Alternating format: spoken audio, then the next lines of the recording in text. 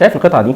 القطعه ديت معموله باقل من نص سعرها. هقول لك ازاي، بس ركز معايا. القطعه دي كمان معموله باقل من نص سعرها بكتير قوي. هقول لك ازاي. اما القطعه ديت بقى معموله باقل من 3/4 سعرها. ازاي؟ هشرح لك دلوقتي. احنا عندنا فنون كتير قوي ممكن نشتغلها بايدينا واحنا قاعدين في البيت نطلع منها انتاج، بس مؤخرا الخامات بقت غاليه بسبب الاستيراد والقصص اللي احنا كلنا عارفينها. وانا بقى عشان احل القصه ديت عملت توليفه بين الحاجات. احنا عشان نشتغل ريزن لوحده الريزن بيبقى غالي شويتين ثلاثه، ونشتغل كونكريت لوحده معروف ان هو رخيص شويتين ثلاثه ومعلهوش الاقبال اللي هو.